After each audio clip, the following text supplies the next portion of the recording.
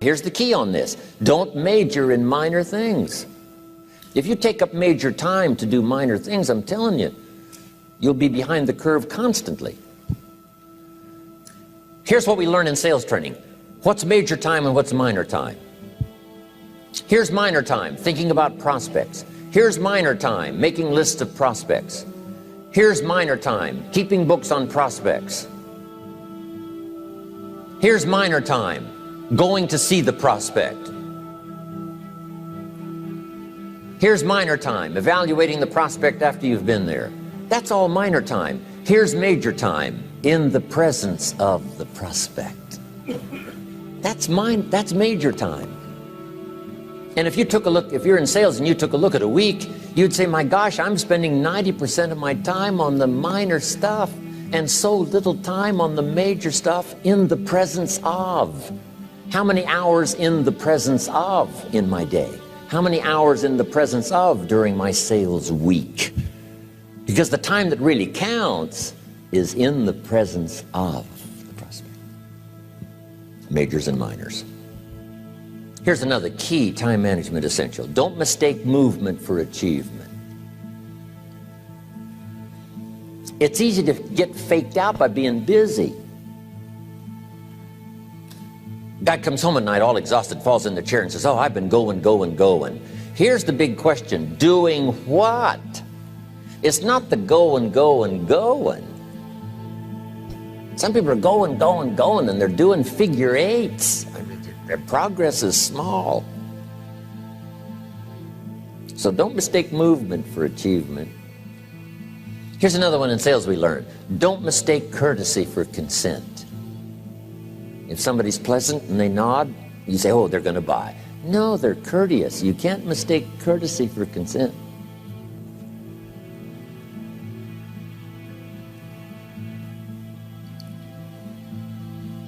Now here's a big one, concentration. I had to learn this. All those years ago, I'm in the shower trying to compose a letter. Found it turns out to be a strange letter. So here's what I learned to do. Save the work till you get to the office. Save the work till you get to the work. Don't try to get to the office on the way to work. On the way to work, enjoy the way. In the shower, enjoy the shower. Then go to work when you get to work. I found this to be helpful. Concentration. Here's another big one. Learn to say no. I'm telling you, in such a social society we have now, it's so easy to try to be a nice person, saying yes to everything. Find yourself overloaded. Now you got to call and make the, well, gosh, you know, all the time it takes to back out of something that you said yes to too quickly. Here's what might be better. I don't think so, but if that changes, I'll call you. Little things you can use not to overcommit yourself. My friend Ron Reynolds says, don't let your mouth overload your back. It's a good one. Now here's a big one on time management. When you work, when you play, don't mix the two. Don't work at play. I used to take my family to the beach and I would bring my briefcase.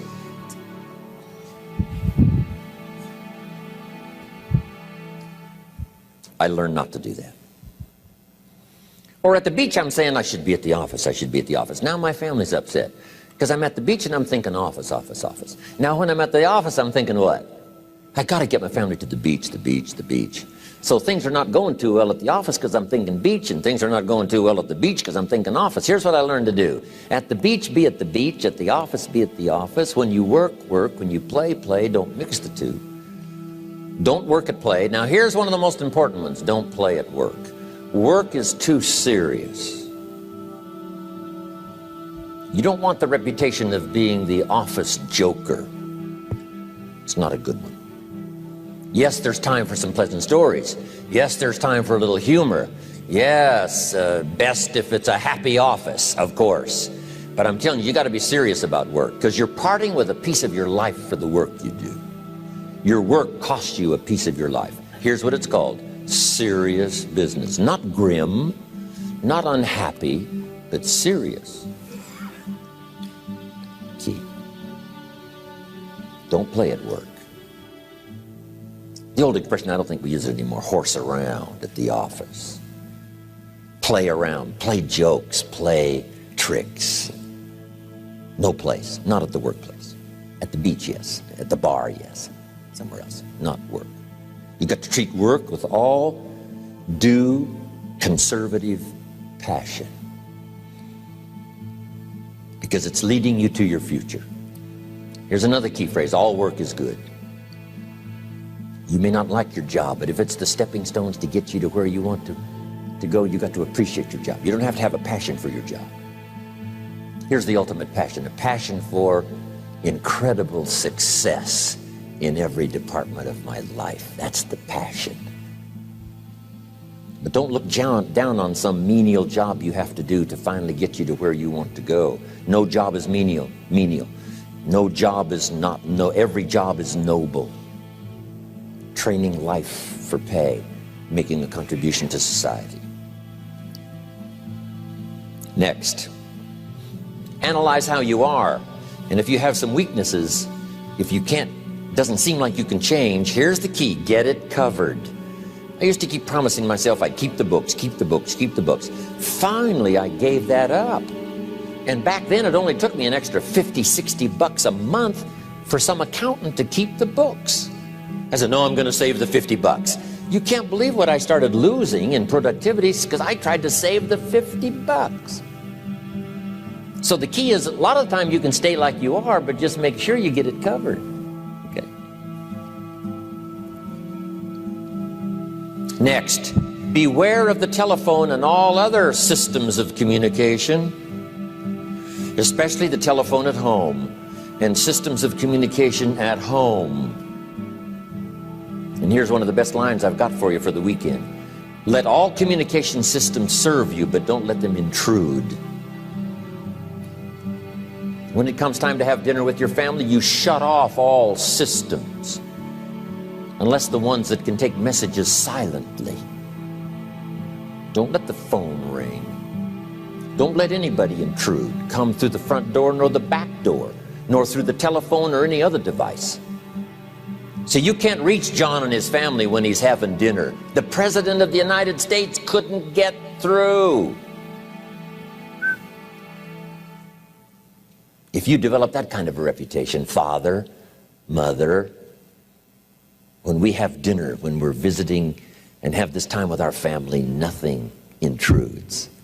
So don't let these clever little devices keep intruding. You've got to have a place that's sacrosanct, it's valuable. You don't let anything in for that period of time. Okay. Isn't that good advice? Excellent advice. Here's the next one. Read all the books. You know, I've only got a few notes here on time management, but if you've got some particular challenges, you run a big organization, a big corporation, you've got some challenges, there's plenty of books. Now, here's what's next. Just be more alert to the things that might be stealing your time. Here's why. Time is like capital. You can't let someone steal your seed corn. You can't let someone steal your capital. And you can't let someone steal your time. You must designate your time. And some of the time that you designate, you must not let anyone steal. Casual time, you might let someone intrude and steal a little bit and take a little bit, but not serious time. Key. Next, one of the great time management savers is to learn to ask questions up front. Sometimes you talk to somebody for an hour, and then you ask questions and find out if you would have asked those questions up front, you could have saved yourself an hour. Asking questions up front helps you to get to the problem now. But if you just launch into some discourse, you might waste 30 minutes, waste an hour, when here's what you should have been talking about. After you finished an hour, you say, John, what's really the problem? He said, well, it's something personal. See, that's what you should have been talking about this whole hour. Key. Next, learn to think on paper. Now we're going to take a break. Some ways to think on paper. One, we've covered one. Solving problems. Take it out of your head and put it on paper. Another one is setting goals. Making these lists we've already started. Here's another good way to think on paper. It's a projects book.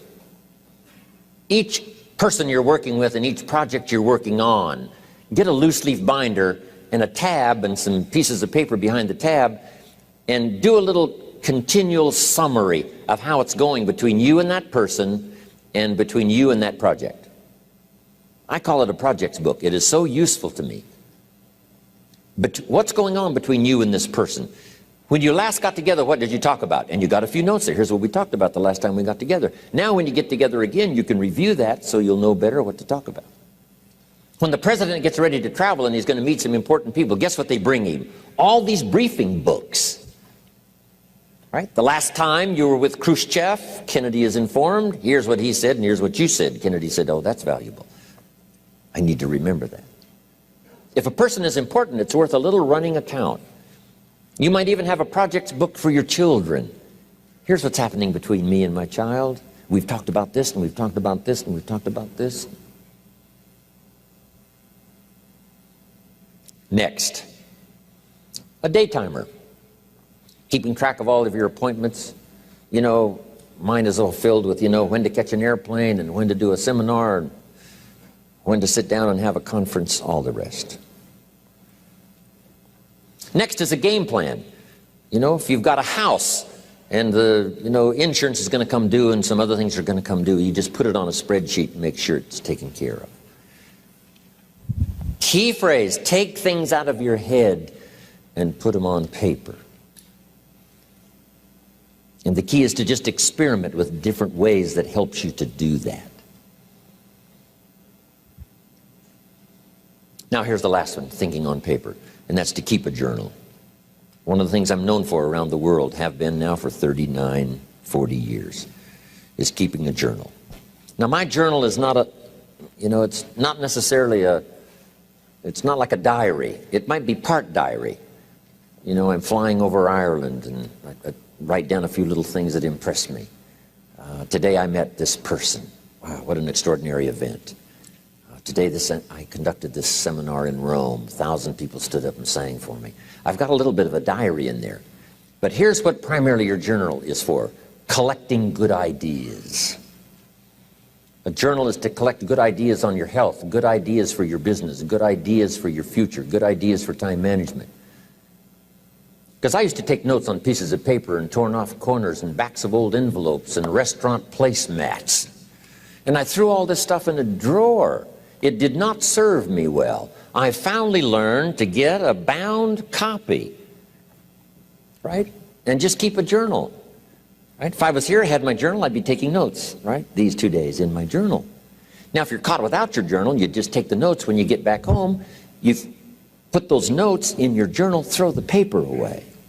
Because we don't usually go through paper to review. But see, my journals now make up a significant part of my own library. My journal's all reserved privately for my children and my grandchildren. Can you imagine what I've collected over the years? It's unbelievable. There are 3 treasures to leave behind. I think you've already got those notes, right? Here they are. Number 1, your pictures. Don't leave the event unrecorded. It takes only a fraction of a second to say, here's who I was with. When I travel the world, right? We take all these pictures, and here's one of the gifts. People send me the pictures they took of me and them. It's part of the treasures I have on the farm. Incredible. A picture's worth 1,000 words to describe the scene, the emotion, what happened. Say, wow, this was an extraordinary day for me when I met these people. Here's what they told me happened to them when they went to my seminar 10 years ago. Wow, the drama comes back if you've taken the pictures. It's one of the treasures to leave behind when you go. Remember the old photographs that we have now of, 100 years ago, 70, 80 years ago, just a few photographs? What would it be like if you had thousands of photographs of the past, of your history, your mother, your father, right? Grandparents? So change all of that now for your children. Leave all your photographs as a record. Here's what's next to leave behind, and that's your library. The books that changed your life, the books that changed your health, the books that rescued you from oblivion, the books that you passed on to other people, they were so exciting for you, the books that made you financially independent, the books that developed your leadership, the books that gave you wisdom to ponder when things were tough, the books that got you through the winter, the books that helped you to plant in the spring and harvest in the fall. What a treasure to leave behind. If you do that, here's what's for sure. Your books will be more valuable than your furniture.